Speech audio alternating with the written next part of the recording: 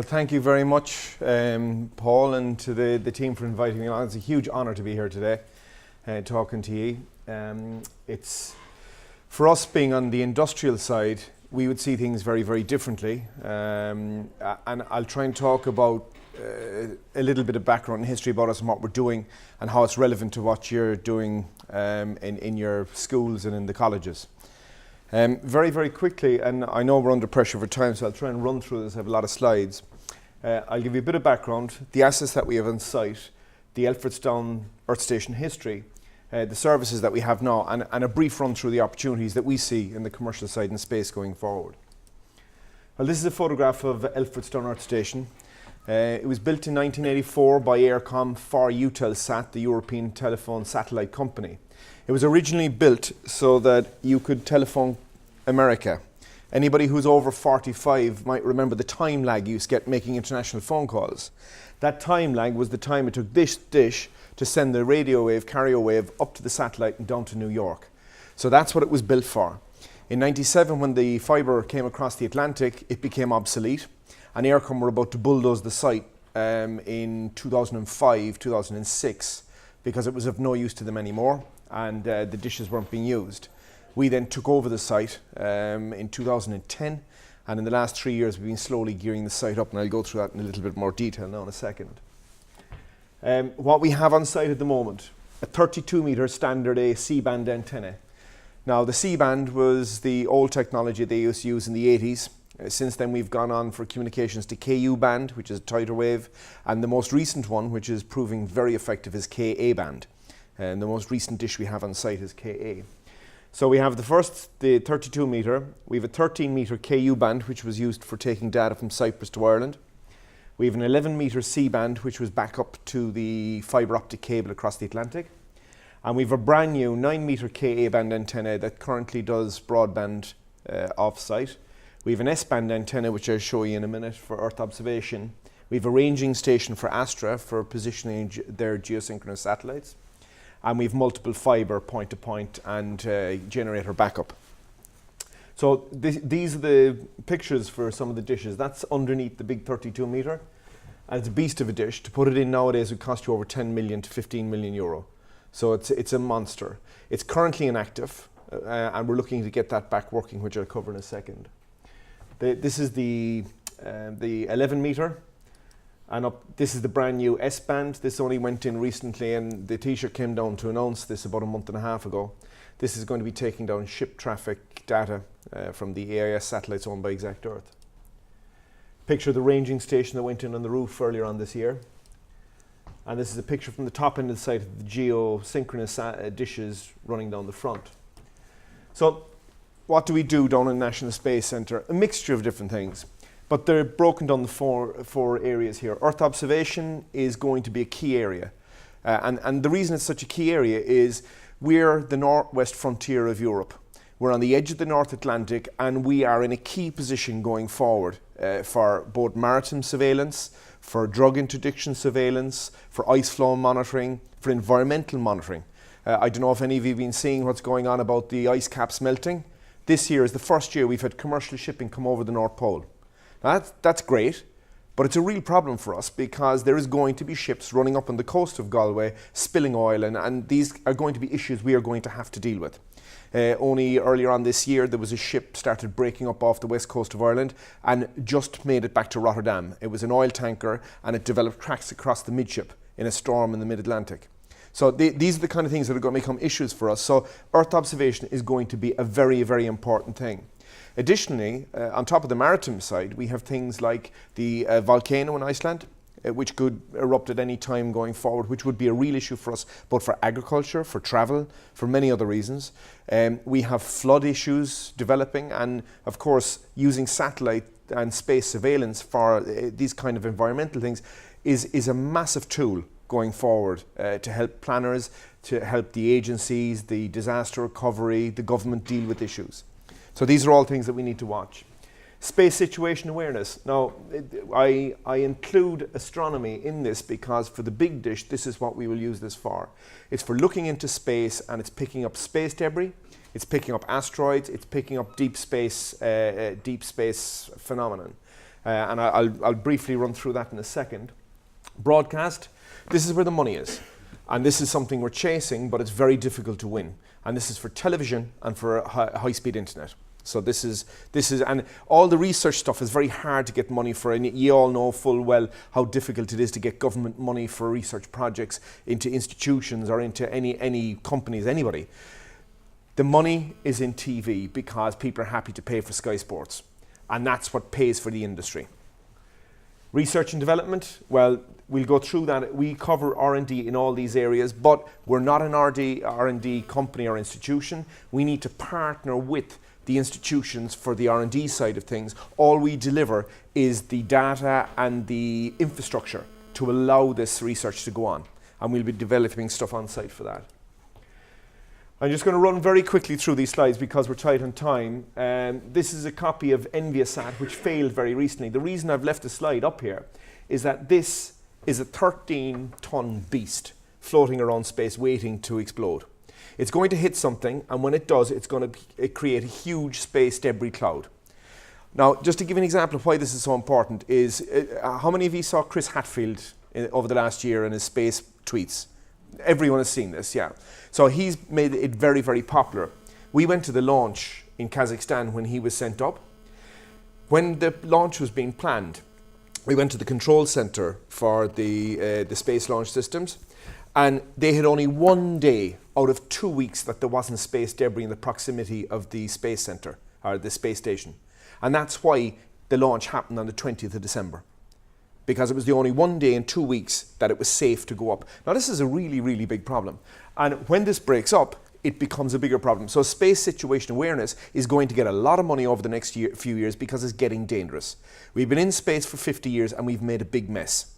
And it's something that's going to have to be cleaned up. We don't know how. At the moment people realize it's an issue, they have no idea how to deal with the issue. So there's going to be a lot of opportunity in research and in actually going up there and cleaning up. This is examples of some of the Earth observation dishes. This is an S-band exact Earth ground station in Svalbard. The golf ball you saw earlier on is the one in Cork. This is an example of the AIS marine tracking scope of the AIS satellites. And they run a pattern where there's 6 or 8 satellites rolling around, so they're constantly getting a pickup from ships. And that data drops down in Midleton now, and it's sent from Midleton to Canada, and then it's sent into the European Maritime Security Agency system, and it goes back to the Navy as a service. So what's very exciting for us is the first time we have data coming down from an Earth observation satellite live in Ireland, which is a big deal, and it's something we're going to plan on developing more and more of. This is the GLONASS ground station for GPS, the Russian GPS system, which we'll be putting in soon. RadarSat, we're hoping to get a ground station for RadarSat. And we have Sentinel and TandemX coming in as well. They're ground stations. We don't know how many of these we'll win, but we'll win some of them. And what we'll be planning to do is layer up the data so that you have data looking down where you have ship positioning, you have visible data, you have infrared data, and this then can be layered up to produce products to help deal with all the issues that they have in these areas. The services for space situation awareness, which is the current terminology we have for the whole group of area. Astronomy, space debris, asteroid tracking and outreach. The space astronomy, you'll hear better from the real astronomers here today. It's a very exciting area. It's, like we've said, it's what kids buy into. People grew up on Star Trek, on Star Wars and all these, and it really does grab something for humans. I don't know what it is, but we love the whole concept. A lot of us would have grown up on this. And for us, it's the going boldly into the galaxies, the excitement of this, that's driven a lot of what's gone on. Now, the funding for it has come out of war. So when there's no war, it's very hard to get funding for this area. But when there's a war, this money becomes available. And this is a real issue for Ireland. This is one of the key things that Ireland does not have.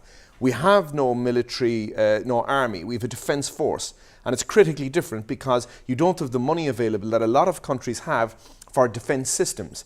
And a lot of the spin-out stuff that comes out of defence systems is where the money for space comes from.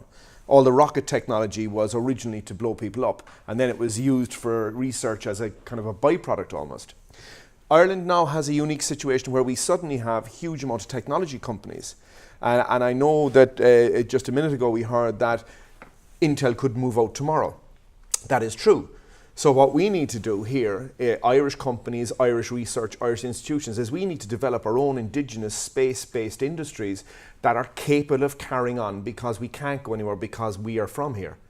And that's one of the key things I think that will develop over the next few years. And already you're getting this, where we are developing huge technical skills in microelectronics, in device development, in science research. So there's a huge amount of very positive stuff going on here.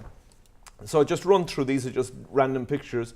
This is an artist's impression, not a real photograph of what the space looks like with the satellites. But that is roughly the number of satellites. What you can see here is a big line of satellites where the television stuff is. And these are geosynchronous satellites. They sit in the same spot as the world goes around, and they beam your TV down to you. All the spy satellites and environmental satellites and research satellites are all in much closer spinning around. A picture from the space station of debris from, it wasn't the space station, it was another satellite, one of the Chinese satellites that tested one of their missiles on an old satellite. They blew it up, and this is the Space Wars thing, which is kind of alive and well in America and China. An artist's impression of an asteroid, which is from one of these movies, but it's something that we're looking at. And this is Corry, which we're doing at CIT. This is an outreach program using the big dish while it's sitting there. It's not doing anything, it's not functioning, but CIT brought a device, a reader along to pick up hydrogen clouds.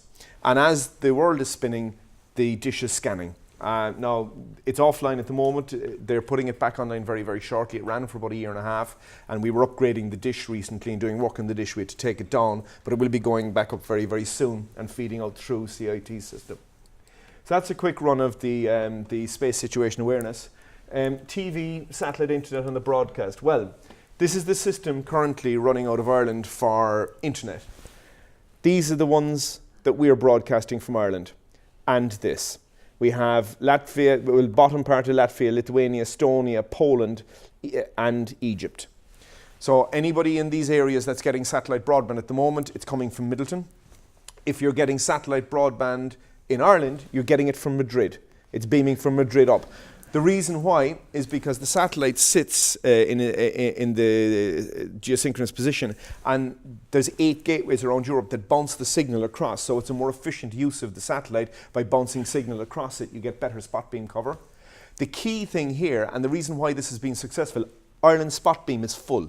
It's a big problem, because we're now having to buy time on another satellite to reallocate spot beams and do all kinds of messing around, because the RTE are broadcasting SARESAT using the system from Madrid, which is using a lot of bandwidth. So that's one of the things that's going on here. But you'll see the Irish spot beam is covering just Ireland. This is really critical, because RTE pay license fees to all the American broadcasters for shows like Beverly Hills and all these kind of things. If they cover a different area like the UK, they have to pay a much higher license fee. So with this system now, you can isolate your markets. And it's a big deal, and it's going to be a huge development in television, so there's been a lot more work in this area. This is just looking to the west from our site, an example of the geosynchronous satellites and how you see them. So if we were to look south now, actually where are we now? South is this way. If we're looking down, as you look up over the arc, we pick up satellites from about 53 east to 77 west. And that's what Ireland can see in space on the geosynchronous. The Earth observation satellites will come up over the horizon, they'll fly over the top of us, and we'll take about a 4-minute pass off their satellites. In Ireland, you get about 8 passes a day. Just another picture of the dishes. This is just a quick run through of what the plan is in the longer term. This part of the site up the top is going to be Earth observation dishes. S-band, X-band, various different types of dishes, taking down all kinds of Earth observation feeds. Along the front will all be the broadcast stuff, because it's just looking straight south. And down this area we're putting in a large R&D centre. Now this is not a centre to do R&D itself, it's to partner with the institutions, Tyndall, UCC, CIT, Trinity, whoever is working in the space area, so that they have access to all the equipment and assets we have on site. And the reason why is because we will be putting 80 to 100 million euro worth of equipment on site over the next 10 years.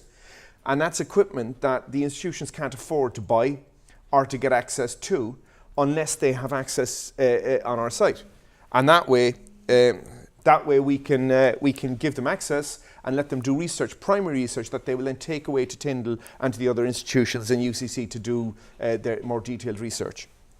So I can see I've only a minute or two left, so I'll run very, very quickly through. This is the CAD drawing of the long-term plan, and this would be for 10 years' time. Services research that we're doing already. You can see already we have a bunch of ESA projects running, a few FP7 projects and a couple in the horizon. Atlantic surveillance with the Navy, meteorology for search and rescue, iceberg monitoring, immigration control. These are the issues that Ireland has. Immigration control is less of an issue here. This is more of a South European issue with Spain and Portugal and Italy, but it's something that we still get involved in. Going forward, and we've Russia, Skolkovo, the Skolkovo Foundation, we have 5 projects in with them, and we're looking to develop quite a few more.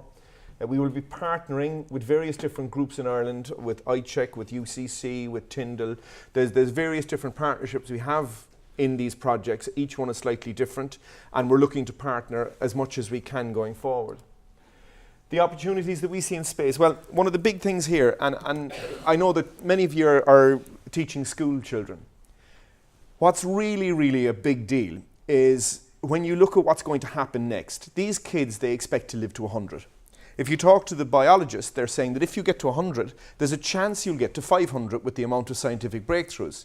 Now, the reality of that, and just to give you an idea, if you have a student in your class today and they get to 100, that'll bring them to 2,113. Now, you look at how much we've done. We only went into space 50 years ago, right? So this is a really, really, really big deal. If they get to 500, they will get to 2,513. Now, that's the equivalent to us have been born in 1513. Now that really, really brings home, look at what's happened since 1513. It's mind-blowing stuff. Now these kids, they get inspired, first of all, by their teachers in school.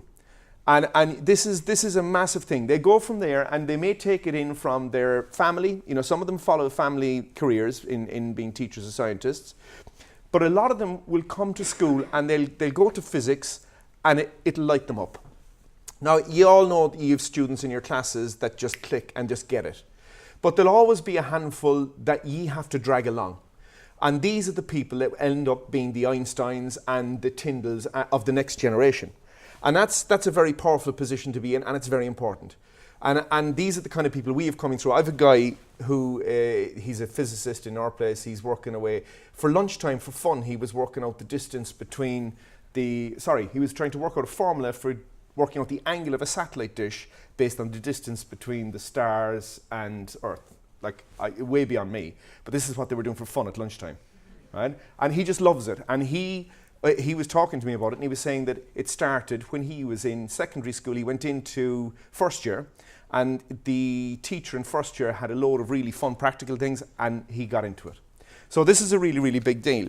The other thing that I was going to run through here is that Mars. And this is what I'm starting to see a lot. I'm traveling a lot to meet various different space agencies and groupings. All the big space agencies currently have plans to go to Mars. The Chinese have a plan to put 500 couples living on Mars in the next 50 years, right? It's serious. This is a proper plan that they have that they're working out, right? We will see people on Mars in our lifetimes. And this is the exciting thing, because as a species, we've a couple of, like if you look in 1,000 years back at what's happened, you'll have us leaving the jungle onto the savannah, you'll have us crossing the oceans, right? And you'll have us leaving the planet. And these are the key things. So we are now in the middle of one of the biggest things that happened to our species since time began. We are leaving the planet at the moment. We are actually currently living in space. And that's a really big deal. It's a huge deal, because the ISS has been running for 25 to 30 years, when Mir started 25 years ago. So we have been actually living in space and not dying and getting back for the last 25 years. The fact that we now want to move it a couple of thousand miles or a couple of 100,000 miles is not such a big deal, because the environment is the same. So we've proven that the ISS can live in a zero gravity controlled environment. Now, getting supplies out there is an issue. But I guarantee you, if you look back at what happened the last time we made a big step and we crossed the Atlantic, they found gold. Every lunatic and his dog was building a ship and heading off. There was a huge exodus, the gold rush. coffin ships left Ireland. So many people died, it didn't matter. The same thing will happen here. You already have thousands of people signed up to die on Mars. It's a one-way trip. They know they're going to die on Mars. They are delighted to go. So this is all going to happen. And this is a very exciting time to be in this area. On the day-to-day stuff, you look at what we've got coming up. Well, for the areas that we're dealing with, European Space Agency and Horizon 2020, there's going to be a lot of money available for research.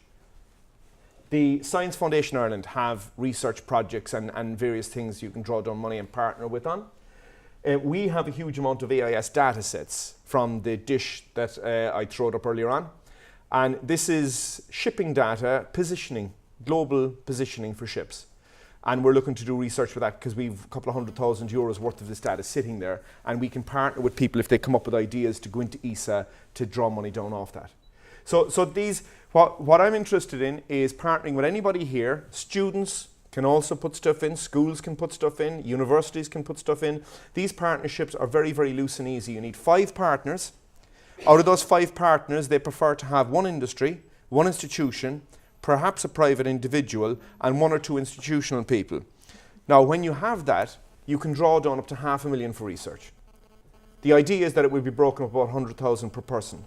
You can go for bigger projects as well, but these ones are easier to get across the line. And that's what we're looking to do. If there's any universities, schools or institutions out there that want to talk to us about this, this is what we would like to do. So just to surmise, we're working away in space. We're dealing a lot with the different agencies. We see an awful lot of exciting stuff happening with Ireland, mainly coming out of the technology growth that we've had in the last 15 years. And we see a lot of jobs in this area. We're keen to encourage kids any way we can, and if people want to organise to bring kids down or want to organise a tour to, we're quite happy to do that. We're not open to the public, but I know that 1 or 2 schools we've already had down. But we're quite happy to show people and organise tours that fit in with the schedules if you want to get them down. And I would say that it's fantastic that we have such a vibrant physics and scientific environment here in Ireland. And we do have an amazing quality of student coming out of the Irish system. And I know we see this in the press all the time, lots of bitching and moaning about education and about health and everything else and the lack of money. But the quality of people we get is amazing. And our big difficulty is holding on to them because a lot of them want to head off. I have a guy now left last week and he's heading off to Switzerland. He's got a great job in Switzerland and we did everything we could to hold on to him, but just the money is too big for him over there. So this is the kind of thing. Our challenge here is holding on to people once they get to that level. And it's fantastic. I commend Jean, you're doing a great job on putting the right kind of people out there and just keep it up, really. From industry, it's all good. And it's a growing industry. We'll have a lot of growth in this area over the next couple of years. Government are coming around to it, they're starting to put money into it, and they're increasing their budget into this area, which is good. So thank you very much. Any questions?